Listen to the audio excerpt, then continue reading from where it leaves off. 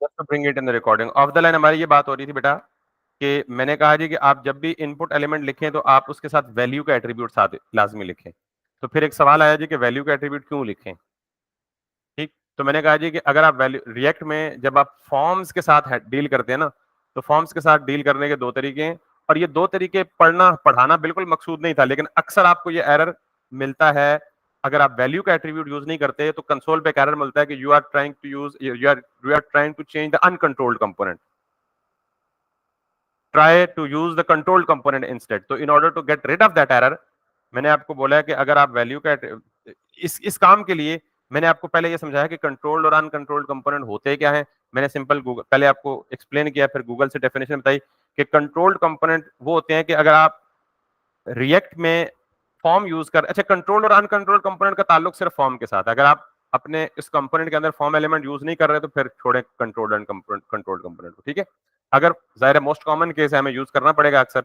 तो controlled component में का मतलब यह है कि if you are handling the HTML form elements data using the local state of the component, so you are using the controlled component. और अगर आप if you are handling the form data without using the local component state, rather you are using the DOM to do that, तो आप क्या कर रहे हैं, uncontrolled component की तरफ जा रहे हैं। ये बात समझ आ गई है। तो we always have to use the controlled component। अब बात यह है कि कंट्रोल्ड कंपोनेंट को कैसे बनाना है। इसको सिंपली जितने भी इनपुट एलिमेंट्स हैं उनको वैल्यू एट्रीब्यूट दे दें, और इसी वैल्यू एट्रीब्यूट के थ्रू ये क्या होगा, लोकल स्टेट के साथ लिंक होगा। ठीक है, यू स्टेट, लोकल स्टेट का मतलब यू स्टेट है, कंफर्म पक्का रट्टा लगा ले। लोकल स्टेट जब भी मैं बोलूं तो लोकल स्टेट का मतलब क्या है, यू स्टेट है। अब मैं नहीं नहीं नहीं बिल्कुल नहीं, लोकल स्टोरेज बिल्कुल मुख्तलिफ चीज है, उसका जमीन आसमान कोई ताल्लुक ही नहीं है इसके साथ, गैलेक्सीज तक इतना इतना लंबा डिस्टेंस है लोकल स्टेट में लोकल स्टोरेज में। ठीक है, तो वो जब आऊंगा उस पर बताऊंगा।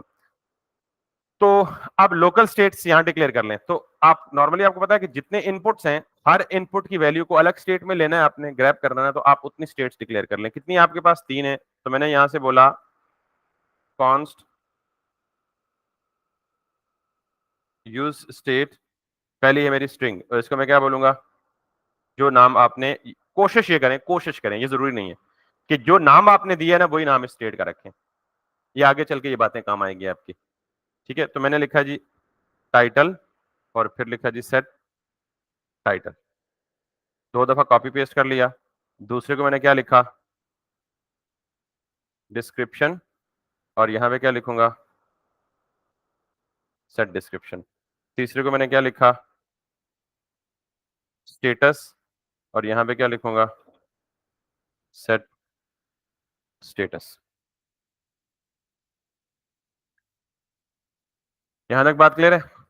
अब यहां से आगे मैंने क्या करना है, ये जो वेरिएबल लिखा ना लोकल स्टेट, आप इसको इधर लिख दें, इसको इधर लिख दें, और इसको इधर लिख दें। You are using the controlled component, बस लिंक हो गए इनपुट एलिमेंट्स आपकी लोकल स्टेट के साथ। अब कोई भी चेंज टाइटल में आएगा तो वो इधर रिफ्लेक्ट होगा, कोई भी चेंज इधर आएगा इधर रिफ्लेक्ट होगा, या कोई भी चेंज वैल्यू में आएगा तो वो इधर रिफ्लेक्ट होगा। समझ आ गई बात। अब मैं चाहता हूं कि यहां पे तीनों में क्या लगे, ऑन चेंज, क्योंकि तीनों की वैल्यू को डिटेक्ट करना है। तो मैंने क्या करना है, ऑन चेंज, और इसको क्या बोल दें, this this this set title, और टाइटल में क्या सेट कर दें,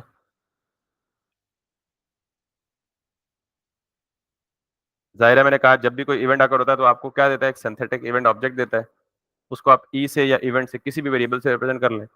फिर आप क्या कर दें, E dot target dot value, ये भी आपको कल बता दिया था। सिमिलरली यही काम करें कि यहां पे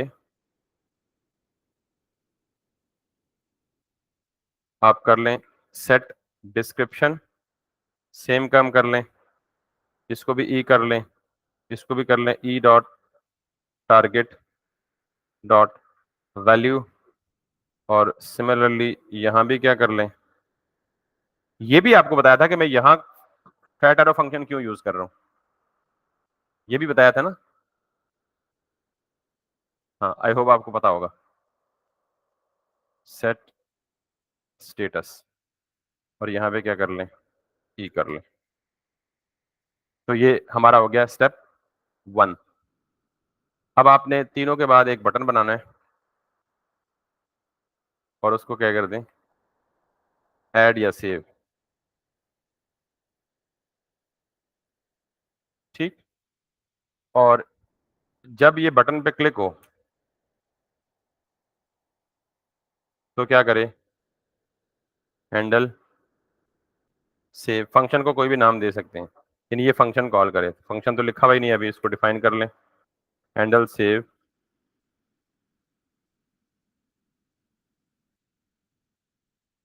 ठीक। अब आपको पता है कि जब यूजर हैंडल सेव पे क्लिक करेगा तो दो पॉसिबिलिटीज है, या तो यूजर ने इन बॉक्सेस को फिलअप नहीं किया और सबमिट पे बटन दबा दिया, उसकी वैलिडेशन हम लगा सकते हैं। तो हम पहले वैलिडेशन नहीं लगा रहे हैं सिंपलिसिटी के लिए। पहले हम सपोज करते हैं कि यूजर ने तीनों वैल्यूज डाली, तो मैं यहाँ पे करता हूँ, तीनों वैल्यूज डाली तो किधर गई, इसमें जो जो भी वैल्यू डाली वो किधर गई, टाइटल में। इसमें जो भी वैल्यू डाली किधर गई, डिस्क्रिप्शन में। तो ये तीनों वेरिएबल्स फिल हो जाएंगे ना, क्योंकि स्टेट्स डायरेक्टली कनेक्टेड है आपके इनपुट एलिमेंट्स के साथ। तो मैं यहाँ पे क्या करूंगा, ऑब्जेक्ट आपको पता ना कैसे बनाते हैं, मैं कहूंगा जी लेट, ऑब्जेक्ट ऐसे ही बनाते हैं ना भाई। तो इसमें मैं लिख दूंगा title, title description, description status, status. ये कुछ भी नहीं किया, सिंपल एक ऑब्जेक्ट बनाया। ऑब्जेक्ट की वैल्यू पेयर में होता है ना, मैंने कहा की जो है वो टाइटल रखो और इसमें वैल्यू वो दे दो जो इनपुट बॉक्स से स्टेट में आई है। वंस अगेन दूसरी की क्यों, क्योंकि मैं चाहता हूं कि इन तीनों इनपुट बॉक्सेस की इंफॉर्मेशन को ग्रुप कर लूं, ज्यादा बेहतर होगा। बस सिंपल, कोई बात नहीं। मतलब there are multiple approaches, this is considered as best. अभी वो मैं आपको देखूंगा तो पता लगेगा कि क्या किया आपने, क्या हरकत की है। Before that I can't comment, लेकिन ऑब्वियसली अगर वो काम ठीक कर रहे थे दैट्स स्टिल इज ओके। ठीक है, यहाँ तक क्लियर है जी आपको। अब आप ये देखें, पहले सिर्फ ये देखें कुछ भी और करने से पहले, कि जब आप हैंडल सेव पे क्लिक करते हैं तो आपके पास ये टू डू आ रहा है या नहीं आ रहा। तो मैं कंसोल लॉग लॉग करके क्या करता हूँ, टू डू कर देता हूँ। ठीक।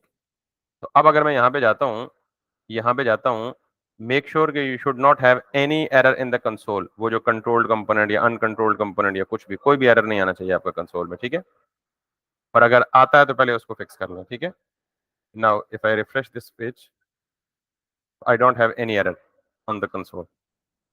अच्छा, लाइन ब्रेक, हर एक को ब्रेक कर लें। किधर है आपका C S S index, input को सिंपल क्या कर दें, डिस्प्ले ब्लॉक कर दें। ठीक है, ताकि सारे डिफरेंट लाइन में आ जाए, और इनको हर एक को मार्जिन भी दे दें, लेट सपोज 12 पिक्सल्स। ठीक है जी, ये बेसिक सी स्टाइलिंग होगी, ये काम चाहिए था भाई। तीन इनपुट बॉक्सेस, साथ में एक बटन।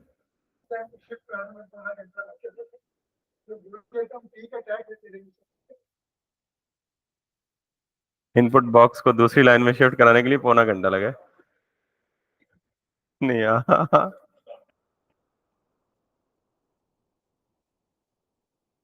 और साहब आपको कितना टाइम लगा है? कितना, पता है? बी आर वाला टैग दे दिया इन्होंने, देख लेना। ये फ्रंट एंड डेवलपर है, इन्होंने इनपुट बॉक्स को नीचे लाने के लिए एक ने बी आर टैग दिया, एक को पौना घंटा लगा है इनपुट बॉक्स को पकड़ के नीचे लाने में। हालांकि टांग खींचने में कितना टाइम लगता है, किसी को पुशअप करना मुश्किल है, पुलअप करना तो लत ही चिकनी। यार ये खुदा का वास्ता है, एक सेकंड। चले खैर कोई बात नहीं बेटा, हर बात से बंदा सीखता है। लेकिन असल में ये है कि अगर आप फ्रंट एंड डेवलपमेंट भी अपने बंदे के पुतना तो की हो ना, फिर ऐसे नहीं होता। आपने चीजें समझनी है, चीजों को रटा नहीं लगाना। मैं इतना टाइम क्यों लगा रहा हूँ आपका, इधर क्यों रुक गया हूँ इस टास्क पे? I had to teach you the next concept. But task देने का मतलब यही होता है, ये इससे डिस्करेज नहीं होना आपने, पहली बात तो ये। दूसरी बात ये है कि मैं हंसी मजाक भी इसलिए करता हूँ, उसको भी डीमोरल नहीं होना कि मतलब आपको ये कभी फील नहीं करना कि आपको हमेशा ये फील करना है कि वी आर समबडी, हमें कुछ आता है। तो लेकिन मैं आपसे ये एक्सपेक्ट कर रहा हूँ बेटा, अगर मैं मतलब आपको एसेस कर रहा हूँ, एसेस करने के बाद मैं उसके मुताबिक उसकी करेक्शन कर रहा हूँ, तो इसमें मेरी डबल मेहनत लगती है। तो आपने मेरी इस मेहनत को की लाज रखनी है प्लीज, ठीक है? और आपको कोई फ्रंट एंड का कॉन्सेप्ट नहीं आता, मुझसे आके पूछ ले स्ट्रेट अवे यार। चले खैर, तो अब जरा देखिएगा मैंने क्या कहा। पहली बात तो ये कि मेरा यहाँ पे कोई एरर नहीं है, वो कंट्रोल एंड कंट्रोल कंपोनेंट वाला कोई सीन नहीं है। दूसरी बात ये है कि मेक श्योर करें बेटा कि ये तीनों चीजों में अपनी इंडिपेंडेंट चेंज आ रही है। अब तीसरे में नहीं आ रही, देख लेना, तीसरे में कुछ लिखा ही नहीं जा रहा है, इसका मतलब something went wrong with the third box. तो आप आगे जाए ही ना जब तक उसको फिक्स ना कर लें भाई। इसमें बेशक आपके 3 घंटे लगे, पहली दफा ही लगेंगे ना। आप 3 घंटे में कम से कम एरर तक पहुंच जाएंगे, नेक्स्ट टाइम वो सारी जिंदगी के लिए वो एरर जिसने आपको 3 घंटे का पाया वो नहीं आएगा। तो अब ये तीसरे बॉक्स में कुछ नहीं लिखा जा रहा। तो दो ही तो पॉसिबल जगह हैं जहां मुझे कुछ देखना है, ठीक है? तो ये देख लें, तीसरे में मैं अभी वो कंप्लीट ही नहीं किया, ठीक है? That's it. तो आप खुद ही समझ गए।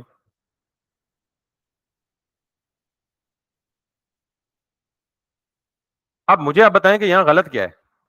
कुछ गलत नहीं, मतलब कुछ इंप्रूवमेंट हो सकती है। अब ये ठीक हो गया यहाँ तक। अब मैं इवन ये कंसोल करूंगा तो ये अब पूरा ऑब्जेक्ट बन गया। ये देखिए मैंने ग्रुपिंग की है, अलग अलग अलग करता तो वो डेफिनेटली डिफरेंट होते हैं। तो टाइटल आ गया, स्टेटस आ गया, डिस्क्रिप्शन आ गया। तो क्या चीज इंप्रूव हो सकती है, क्या चीज बेहतर हो सकती है इस फॉर्म में? ये चीजें आप सोचा करें, इसको कहते हैं यूजर एक्सपीरियंस। मुझे पता है कि पहली फील्ड में तो टाइटल है, ये यूजर नहीं टाइप कर रहे हैं, मैं नहीं गेस कर सकता कि यूजर क्या टाइटल देना चाहता है। दूसरी चीज डिस्क्रिप्शन है, ये भी मैं गेस नहीं करना चाहता, यूजर को जो मर्जी होगी वो डिस्क्रिप्शन देगा। तीसरी चीज मुझे पता है कि स्टेटस या ट्रू होगा या फॉल्स होगा। एक तो ये है कि प्लेस होल्डर नाम लिख दें, दूसरा ये कि तीसरे टेक्स्ट फील्ड को ड्रॉप डाउन ना बना दें, क्योंकि उसकी वैल्यूज हमें पहले से पता है कि पॉसिबल वैल्यूज 2 हैं, या तो एक्टिव होगा या इनएक्टिव होगा, ट्रू या। तो ये यूजर एक्सपीरियंस की चीजें होती हैं, ये आप खुद सोचा करें और सजेशन भी देखें। सर आपने ये किया तो मेरे ख्याल में ये चीज ज्यादा अच्छी है, and I will definitely take your suggestion and I will implement it. इस तरह आप आहिस्ता आहिस्ता यूजर एक्सपीरियंस एक लेवल होगा कि आपको कोई भी चीज पहुंच गई। अभी लेट सपोज हमें क्लाइंट या कस्टमर को चीज कहते हैं ना, ये यूं करना है, तो हम उन्हें आगे से कहते हैं यूं नहीं करना है, ये यूं करना है लिटरली। और अगर उनको अच्छी लगे तो वो कहते हैं यार nice suggestion, do implement it. तो आप में ये सोच क्रिएट करने की कोशिश कर रहा हूँ कि जरूरी नहीं है कि सामने पीर साहब बैठे हैं वो ये सारा कुछ अल्लाह अल्लाह बस नजराना उन्हीं को दिए जाओ, वही अपनी लैंड क्रूजर और पजारो बनाते जाए, दूसरी जाके उन्हें हाथ पैर ही चूम दे जाओ। तुम तो पीर साहब को भी टोकना जायज है। तो भाई जी तुम गलत कर रहे हो, ठीक है? तो मतलब मुझे सजेशन देंगे ना, तो इससे आपका कॉन्फिडेंस बूस्ट होगा। मैं आपको अप्रिशिएट करूंगा यार, this is a nice suggestion. तो इससे आपका अल्टीमेटली एक लेवल आएगा कि आप में ये चीज क्रिएट हो जाएगी, आप किसी चीज को देख के बता देंगे यार ये चीज गलत है, ये जैसे मैं सोच रहा हूँ वैसे होनी चाहिए। एनीवेज, तो थर्ड चीज जो इंप्रूव हो सकती है, ट्रू फॉल्स, ठीक है? तो बहरहाल अभी उसमें जा रहे, अगर मैं इसको क्लिक करूं खाली बगैर कुछ दिए, तो ये सारे टाइटल एम्प्टी आ रहे हैं। आपको पता है कल हमने वैलिडेशन लगाई थी, आप वैलिडेशन लगा के उसको ब्लॉक कर सकते हैं कि पहले यार इन्फॉर्मेशन एंटर करो फिर आगे जाएंगे, हम वो भी नहीं करेंगे। अब फॉर्म कंट्रोल हो गया, सब कुछ ओके हो गया। अब मुझे क्या करना है कि कि कि मुझे ये इन्फॉर्मेशन जो यूजर ने दी है वो कहीं सेव करनी है। अच्छा एक और बात, यहाँ ES6 के एक फीचर है, अगर आप ऑब्जेक्ट बनाएं और ऑब्जेक्ट में आपकी की नेम और जो वेरिएबल जिसमें वैल्यू है, वैल्यू नेम, ये दोनों बिल्कुल सेम हो। ये देखिए ऑब्जेक्ट में की नेम भी वही है और वैल्यू वेरिएबल नेम भी वही है जिसमें वैल्यू आ रही है, की नेम और वैल्यू सेम है, की नेम।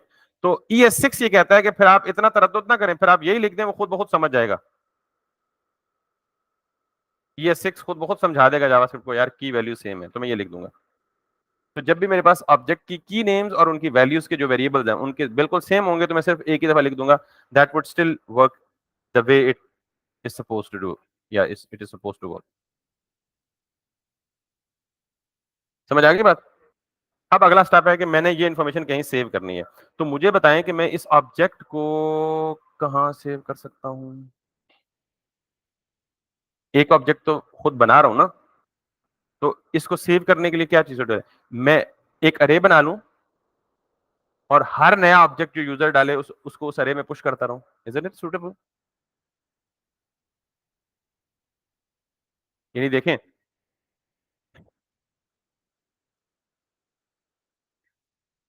हम्म, मैं बताता हूँ पहले से।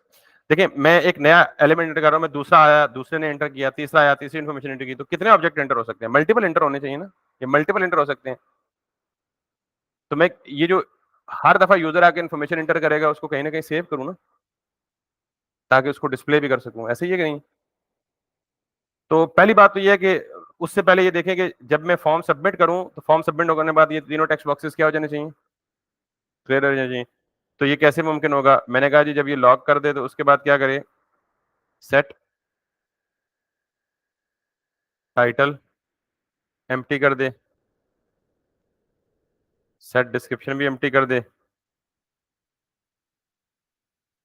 और सेट स्टेटस भी एम्प्टी कर दे। तो अब ये कंट्रोल्ड कंपोनेंट है, इसी वजह से जब मैं सेट टाइटल एम्प्टी करूंगा तो ये किसको, सेट टाइटल किसको एम्प्टी करेगा? इस टाइटल को ना। ये टाइटल एम्प्टी होगा तो इधर आ जाएगा, ये कहेगा इसकी वैल्यू, तो वैल्यू को क्या कर देगा? एम्प्टी कर देगा। समझ आई ये बात?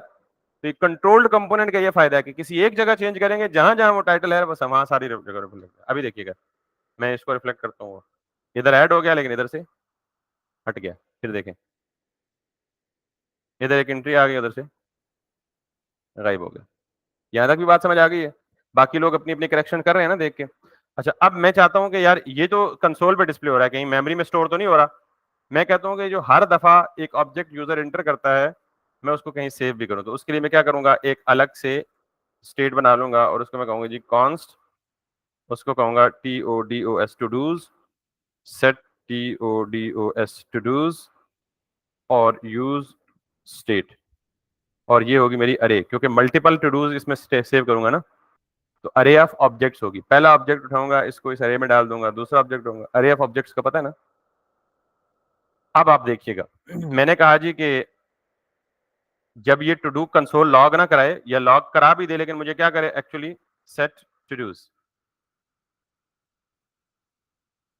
तो सेट टू डूज में क्या करूं, जरा आप बताएं मुझे।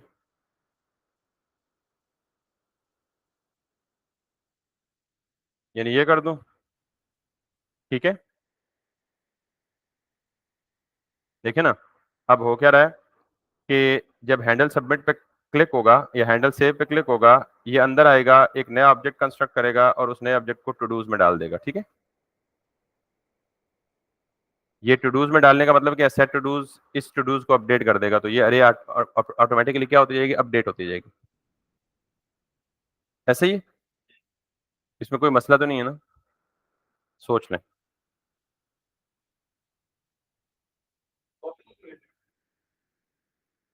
सोच लें क्या हो रहा है।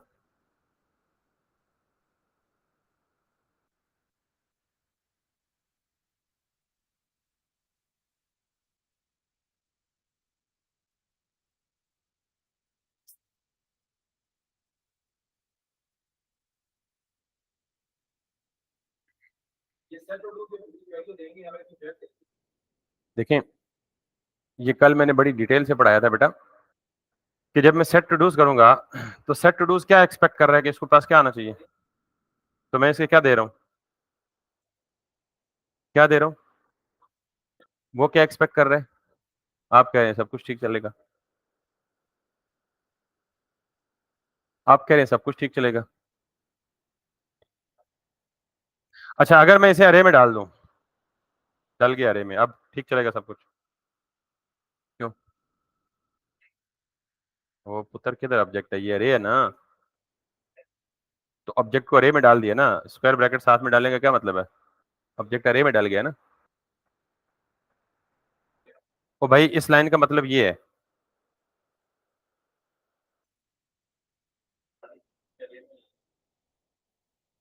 इसका मतलब ये है भाई भाई भाई, ये है, ये है।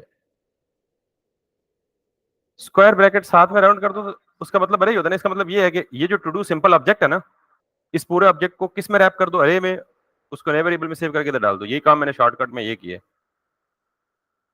तो अब इनिशियल वैल्यू क्या है, अरे है, तो इसका मतलब है टू डूज क्या एक्सपेक्ट कर रहा है, अरे, और मैं क्या दे रहा हूँ उसको, अरे ही दे रहा हूँ ना, अरे एक्सपेक्ट कर रहा है तो वापस अरे ही दे रहा हूँ, तो ठीक चलेगा।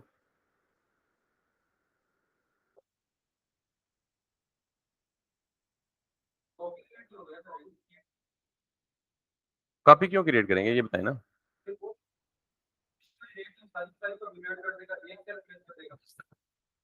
अगर हम ये काम करेंगे तो ये ठीक हो जाएगा, लेकिन ये एक टू डू, पहले केस में तो ये ठीक हो जाएगा, सेव कर देगा। जब अगली दफा दूसरा टू डू करेंगे तो ये पिछले टू डू को क्या कर देगा, म्यूटेट कर देगा। क्या कर देगा यार, ये बात क्यों नहीं समझ आती आपको, कल नहीं कराई थी। तो हमने कहा कि जब भी अरे को अपडेट करते हैं तो पहले क्या बंदोबस्त करना है, अरे में जो पहले चीज पड़ी हुई है उसको सेव रखना है। तो क्या करूंगा, ये टू डूज जो है यहाँ पे लेके आऊंगा 3 डॉट्स, टू डूज, और ये, तो ये क्या कर रहा है, पहले जाके इस टू डूज में जो एग्जिस्टिंग चीज पड़ी हुई है, पहली दफा कुछ नहीं पड़ा होगा तो वो खाली अरे की कॉपी कर देगा, तो कर देना, क्या मसला है इसमें।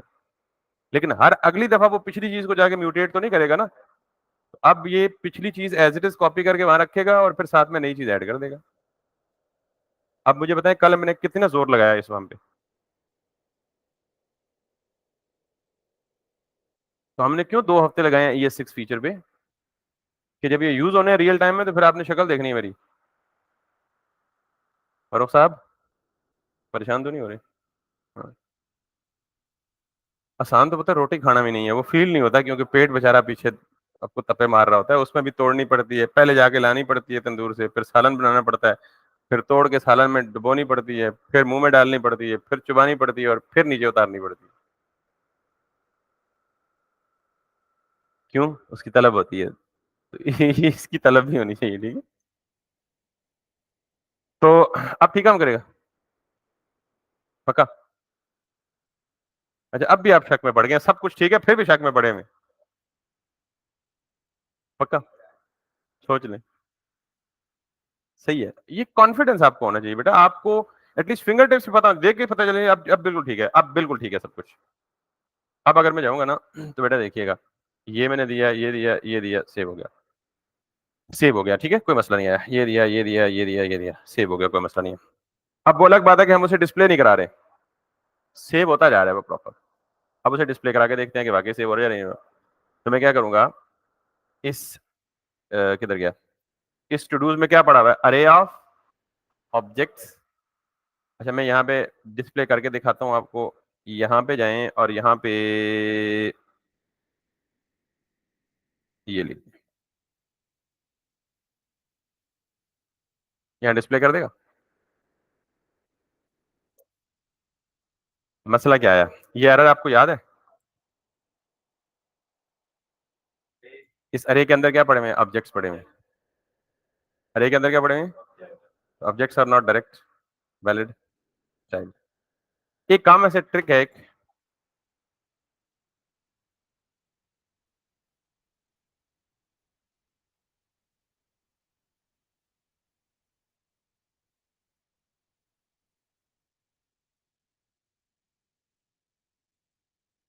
नहीं वो ट्रिक क्या नहीं काम कर रही।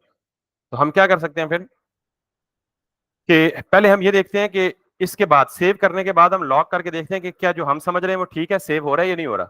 अभी तो मैंने मुंह से कह दिया ना सब कुछ ठीक चल रहा है, तो यार कुछ दिखाओ तो भी सही, कहाँ ठीक चल रहा है, कैसे ठीक चल रहा है। तो मैं कहूंगा यहाँ पे टू डूज, वापस आऊंगा, यहाँ कोई एरर नहीं है, ये दिस।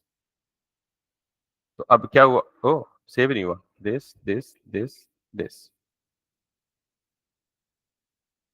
ठीक, फिर दिस दिस दिस दिस, दो हो गए अरे में,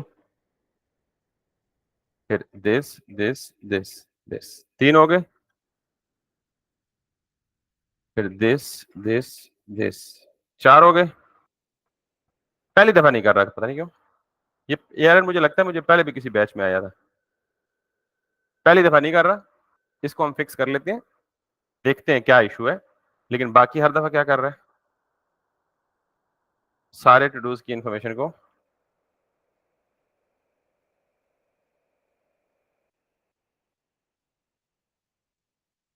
समझ आ गई बात। तो ये कितना सिंपल सा काम नहीं है।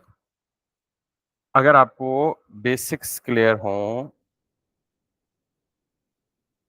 तो अब मुझे कंसोल पे नहीं डिस्प्ले कराना, मुझे कहाँ डिस्प्ले कराना है? यूआई पे। तो यूआई पे वो क्या कंप्लेन कर रहा था? Objects are not valid child. तो मैं क्या करूंगा, मैं इस टू को कंसोल में तो जस्ट टेस्ट करने के लिए दिया था कि ठीक चल रहा है नहीं चल रहा है। मैं यहाँ पे आऊंगा और मैं यहाँ पे क्या लगाऊंगा, मुझे पता है टू एक अरे है। टू क्या है? क्योंकि ऊपर मैं इसी के साथ, इसके साथ क्या लगा सकता हूँ? मैप। मैप क्या करता है? अरे में से हर एक एलिमेंट निकालता है और उस एलिमेंट को कहाँ अवेलेबल कर देता है? TODO, इस अंदर वाले वेरिएबल में। तो इस अंदर वाली वेरिएबल में क्या होगा? अरे के एलिमेंट्स। तो अरे के एलिमेंट्स क्या है? ऑब्जेक्ट्स। तो इसका मतलब है टू में हर दफा क्या मिलेगा मुझे? एक ऑब्जेक्ट मिलेगा। क्या मिलेगा हर दफा? एक। तो मैं इस टू को, ऑब्जेक्ट में कितनी चीजें पड़ी हुई है? 3। तो मैं इसको यहाँ पे ये कर सकता हूँ कि एक डिव दूं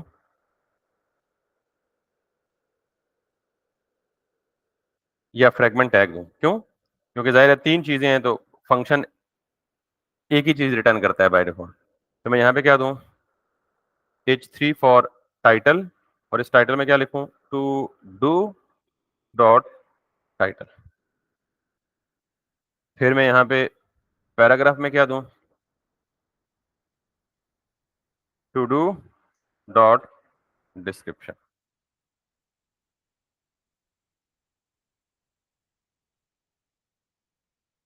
इस एरर को पहचानते हैं आप? कि child in a list should have a unique. Yes, ये मैप की वजह से है। और इस मैप में अब आप डिव लगा दें क्योंकि आपने इसको की भी देनी है। तो इस डिव को, जो पहला चाइल्ड है उसका की इक्वल्स टू, मेरे पास इंडेक्स आता है, आप इसे IDX दे दें और इधर क्या दे दें?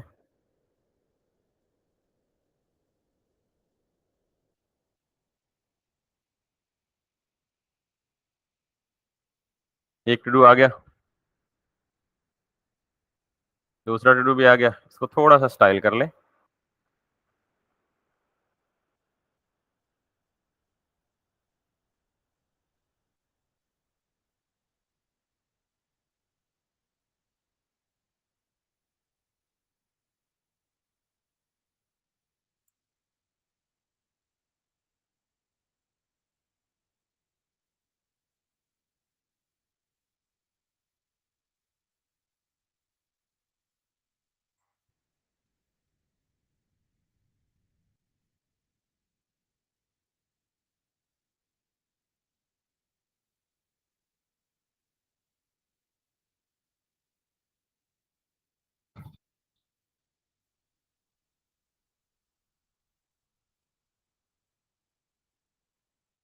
This was the expectation.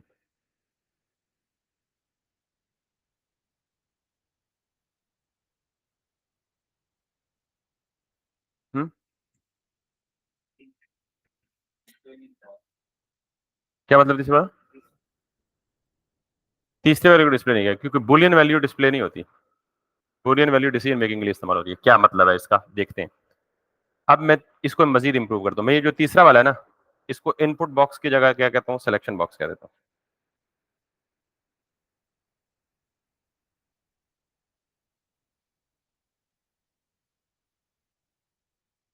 इसको कह देता हूँ जी एक्टिव। इसको कह देता हूँ जी इनएक्टिव। ये जब क्लिक होगा तो इसे कह दूंगा क्या? ट्रू। और इस फॉल्स। सेलेक्ट।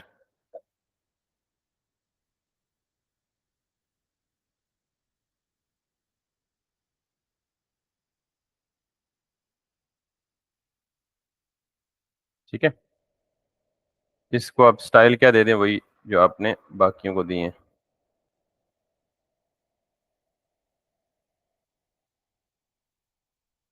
ठीक है। अब एक्टिव क्लिक होगा तो वो ट्रू स्टोर होगा बैकएंड पे, और पैसिव होगा तो वो क्या होगा? फॉल्स स्टोर होगा। लेकिन वो स्टोर होगा in the form of string.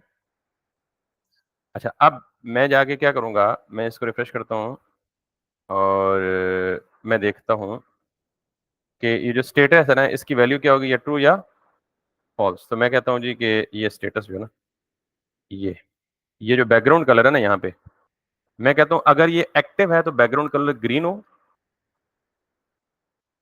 या यानी डिफरेंट कलर हो एक्टिव के। मैं यहाँ पे आता हूँ और मैं कहूँगा जी कि क्या कहूँगा,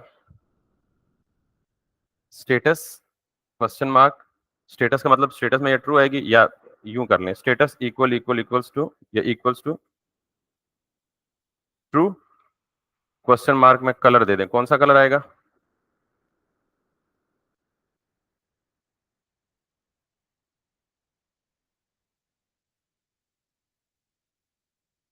एक्टिव है तो ट्रू और ग्रीन, अदरवाइज रेड। ठीक है, अब जरा देखिएगा, मैंने कहा था ये और मैं इसे एक्टिव रखता हूँ, और अब मैंने कहा ये और इसको मैं इनएक्टिव रखता हूँ। ठीक है, गलती हुई है, कुछ ना कुछ गड़बड़ है। ठीक है, तो मैं यहाँ पे लेता हूँ जी। अच्छा, मुझे अब नहीं पता लग रहा क्या गलत है। मैं ये सब एक्सपेक्ट कर रहा हूँ कि अगर इस स्टेटस में ट्रू वैल्यू आए, क्योंकि मैं यहाँ इक्वल टू ट्रू चेक करूँ ना, अगर ट्रू आए तो क्या करे, ग्रीन कर दे, अदरवाइज क्या करे, रेड करे बैकग्राउंड कलर। तो ये हर केस में क्या कर रहा है, रेड कर रहा है। तो इसका मतलब है कि यहाँ जो स्टेटस में वैल्यू मिल रही है वो गलत है। तो ये कैसे चेक होगा स्टेटस में क्या वैल्यू मिल रही है? तो हम यहाँ एक लॉग लगा देते हैं, हमें पता लग जाएगा स्टेटस में क्या वैल्यू मिल रही है। अच्छा, एक और काम, सॉरी, गलती हम ये कर रहे हैं कि इसको तो हमने यानी वो जो अनसिलेक्शन इस पे तो की नहीं है। ठीक है, तो मैं क्या करता हूँ, इस वाले को हटा देता हूँ और इसमें लगा देता हूँ नेम स्टेटस वैल्यू स्टेटस। ये गलती है बेसिकली। और फिर ऑन चेंज में यही वाला पूरा सारा उठा के ये लें और इसको मिटा दें, अब ये जरूरत नहीं रही। ठीक होगी बात? अब वो स्टेटस का तीसरा बॉक्स हटा दिया, एक्टिव पैसिव आ गया उसकी जगह। तो अब मैंने ये लिखा और एक्टिव लिखा, ये ग्रीन आई। अच्छा, ये जो ग्रीन आई, तो अब मैं देखना चाहता हूँ कि यार ये वैल्यू आ क्या रही है। इसको हम कहते हैं डीबगिंग। एक एक लाइन करके आप डिटेक्ट करें कि आपके पास किस जगह पे क्या आउटपुट आ रहा है। ठीक है, तो मैं किसकी वैल्यू देखना चाहता हूँ, स्टेटस की, स्टेटस की। ठीक है, तो मैं कहता हूँ जी टू डू,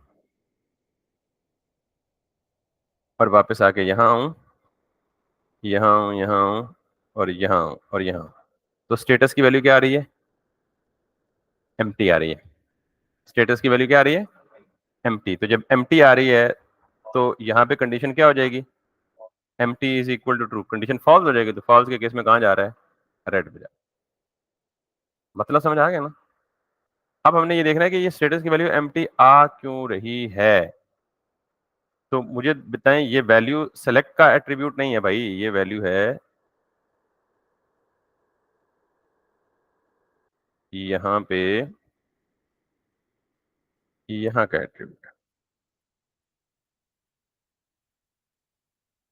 ठीक है, फिलहाल आप इसे कह दें जी ट्रू, और इसे क्या कह दें, फॉल्स। ठीक है, लेट्स सी।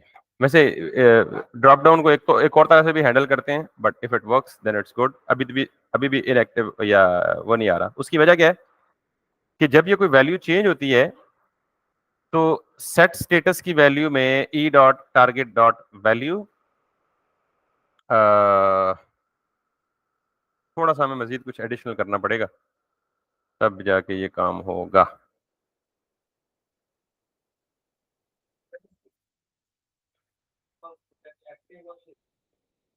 मैं वही चाह रहा हूँ ना कि यहाँ यहाँ हम टर्नरी ऑपरेटर लगा सकते हैं। किसको एक्टिव हो तो, हाँ, नहीं वो तो यहाँ कर रहे हैं ना यूआई में, वो तो यहाँ होगी ऑब्वियसली, क्योंकि सीएसएस अप्लाई किस पे हो रहा है, उस बॉक्स पे हो रहा है ना। तो हमें बेसिकली इस स्टेटस की वैल्यू को अपडेट करना है। तो स्टेटस की वैल्यू अपडेट कब होगी, जब हम यहाँ से चेंज करेंगे। समझ आ रही है बात या नहीं आ रही? तो ये काम हम कर सकते हैं बाय द वे कि मैं छोटा सा एक ट्वीक देता हूँ आपको। यहाँ पे लिख दें आप स्टेटस, और यहाँ पे लिख दें आप स्टेटस। मैं असल में ज्यादा उलझाना नहीं चाह रहा आपको, बिकॉज बिकॉज इस ये ना हो कि जो सिंपल केस है आप उससे भी फिर तो मैं यहाँ पे चाहता हूँ जी कि यहां से इसको हटा के मैं कहता हूं जी हैंडल ड्रॉप डाउन चेंज, ठीक है, हैंडल डी चेंज। तो मैं यहां पे एक फंक्शन लिखता हूं, कॉन्स्ट हैंडल डी चेंज, और ये कर देता हूं यूं और यूं यूं। ये ई आएगा इसमें और ये आएगा इसमें। अब जरा मेरे मेरे पास अच्छा कंट्रोल आ सकता है। मैं ये चेक कर सकता हूं कि लॉग में जो ही ये लॉग यानी ये चेंज होगा, जो ही ये चेंज होगा, सेलेक्ट चेंज होगा, तो मुझे क्या मिलेगा, यानी ये फंक्शन कॉल होगा, ये फंक्शन कॉल होगा तो इसमें बेसिकली क्या जाएगा, सिंथेटिक इवेंट ऑब्जेक्ट, यानी जो काम मैं इनलाइन कर रहा था एग्जैक्ट वही काम सेपरेट फंक्शन में मूव कर दिए, सिर्फ ये देखने के लिए कि मेरे पास ई में क्या आ रहा है। तो E dot target dot value, सिर्फ ये लॉग करने के लिए इतना तरद्दुद किया कि यहाँ के लॉग की इंफॉर्मेशन सही है। तो अब मैं सिर्फ जो ही सेलेक्ट चेंज होगा तो चेंज पे ये फंक्शन चलेगा, और इस फंक्शन में जो ई थ्रो करेगा तो इस ई के जरिए मुझे पता लग जाएगा कि करंट चेंज के बाद वैल्यू कौन सी आई है इसमें, ठीक है। Let's have a look at that. तो मैंने इसे ये किया, अब देख रहे हैं यहाँ खाली आ रही। This is what I wanted to check, कि मैं दोबारा इसको यूं करूं, इनएक्टिव करूं तो ये एम्प्टी आ रही ना। मतलब असल मसला क्या था कि मेरी ये वाली स्टेट अपडेट ही नहीं हो रही। तो let's see, just give me a minute.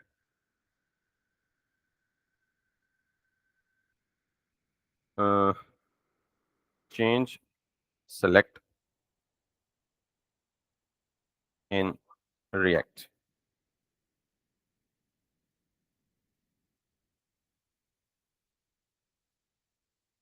So okay,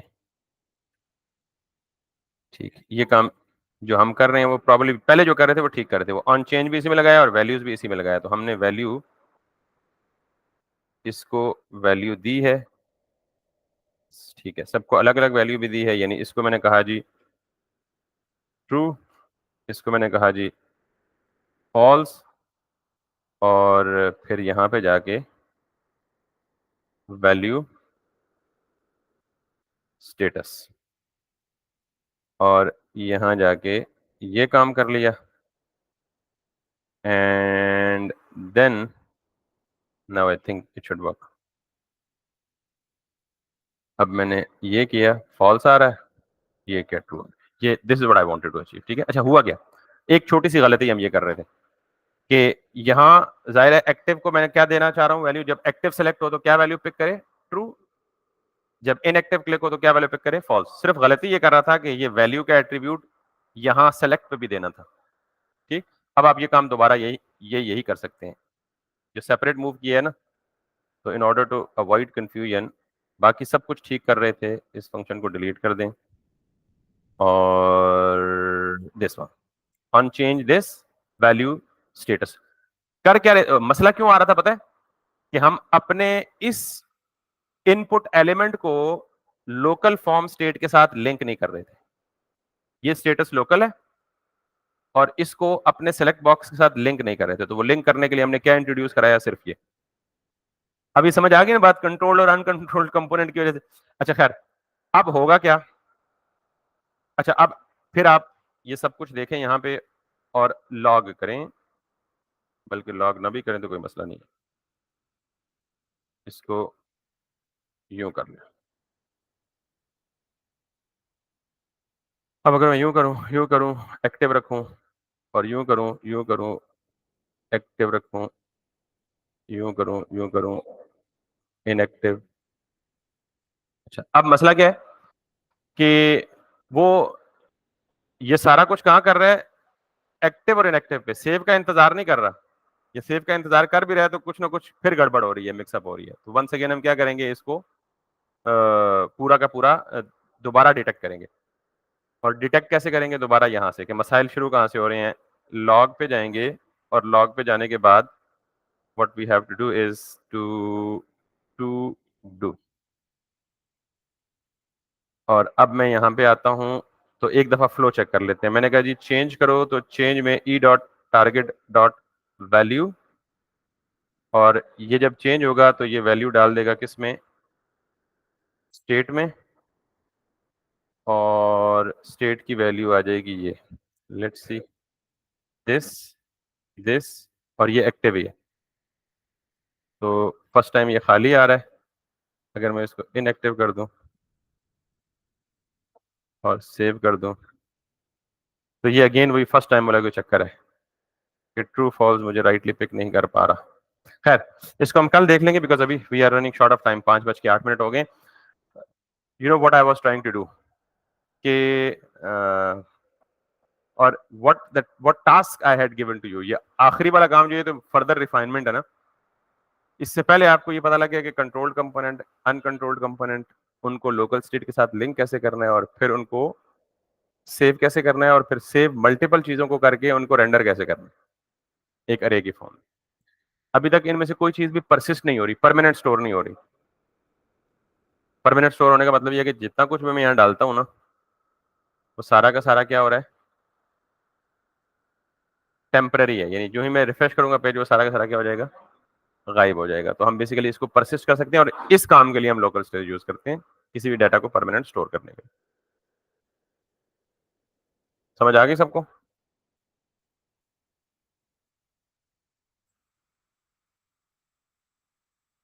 अगर ये समझ आ गई है, तो मैं ये एक्सपेक्ट